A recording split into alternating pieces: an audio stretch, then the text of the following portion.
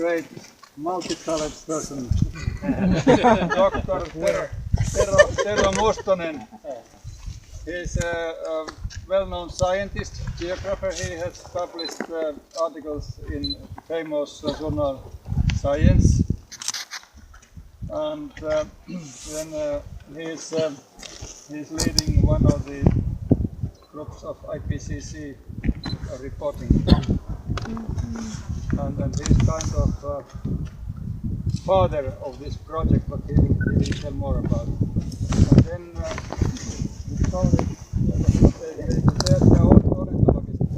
and they will tell kind of words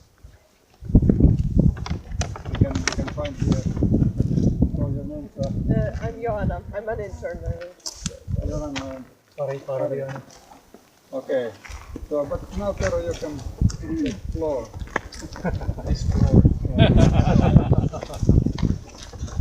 Dear friends, welcome to our village of Selkie, and also to this jounsuu wetland.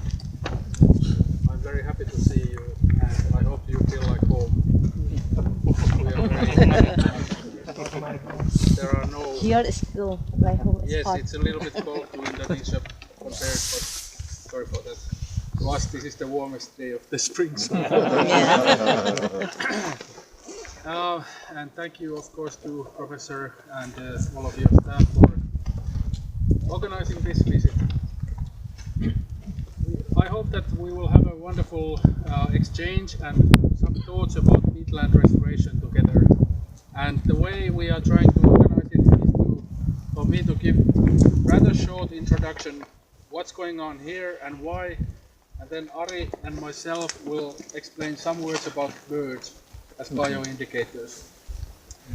But first and foremost, we are welcoming any questions, any challenges, any positions you might have on the ideas.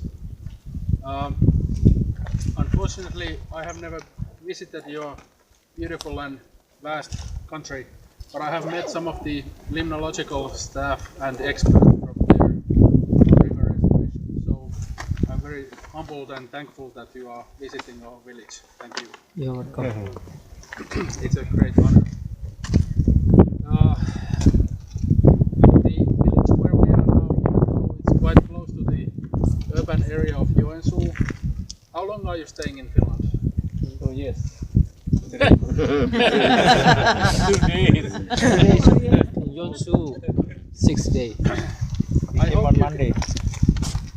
I hope you can take your way back maybe through our village, because it's a national landscape and it's the second oldest inhabitation here.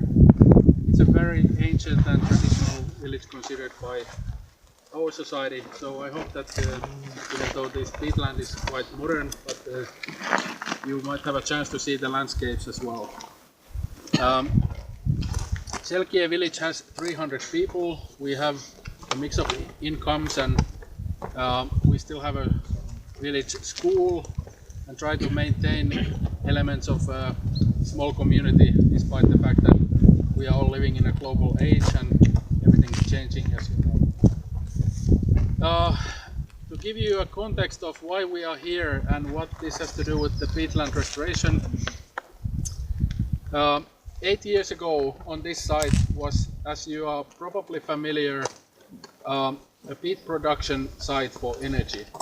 So I'm sure you have been told that in Finland some of these marsh mires and wetlands have been utilized for energy production since 1940s and expanding in 1970s. And this particular site, which is about 110 hectares, was opened up in early 1980s.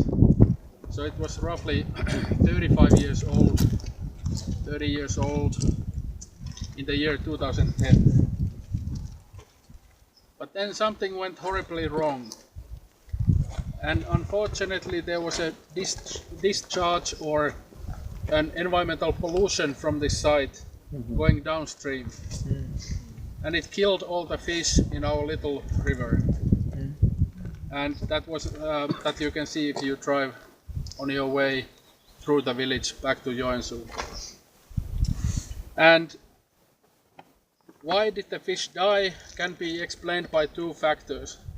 Extreme events in climate that are now common here in the boreal and even more common in the Arctic, but we are not in the Arctic, it's a boreal site. And secondly, the acidic soils. So there's a lot of acidity because of the soils on which the feed production started to happen. And they replicated, or they happened again in 2011. So there was another acidic discharge from here and all the fish died again.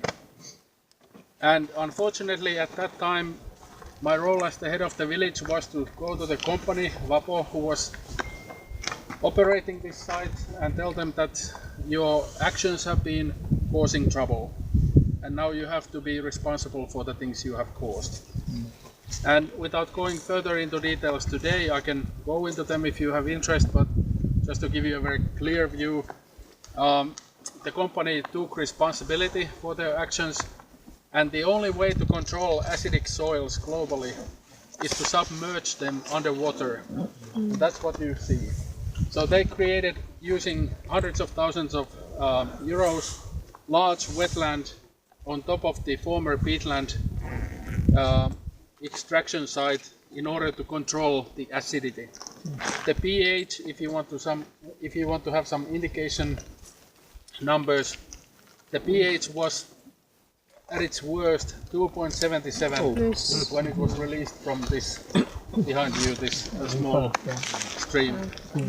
And all of you who are experts can realize immediately how bad the situation was.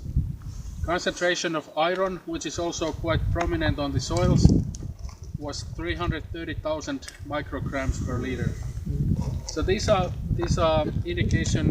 limnological indicators that can't support any life. All the fish will die, all the crayfish will die, all the insect life and so forth will be lost if such bad situation happens. And therefore, essentially the only way to control acidic discharges from these soils is to submerge them underwater. The trouble starts when the water table goes so low that iron lands or iron soils will be oxidized, and then they interact again with water, creating essentially sulfuric acid. So the reason why these discharges happened was that the soils and the water table had gone too low, and they started to mix with air, and then later with thunderstorms and extreme events. So that's how it started about 8 years ago. And what happened simultaneously or within the next 6 months was a great surprise. When these wetlands were created, their first mission was to control no more acidic releases downstream. But they also became nationally recognized bird habitat, very surprisingly, because they provided these huge, what we can call in science, novel ecosystems, something that is a byproduct in a way of restoration for the water table and large pools. But because they were devoid of any fish, there's no fish on these pools, they became very fast good habitats for wading birds and ducks. And there's especially one duck called northern pintail here that Ari and myself can tell you a little bit more, that can utilize very fast new sites for nesting. And to this day we have had 185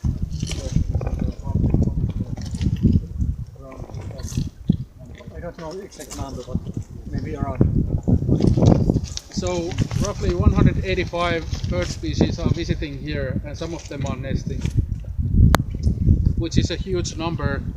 Please remember, we don't have the birds of paradise like you and the tropics. So 185 is a really big number for us, even though you have in Indonesia much more.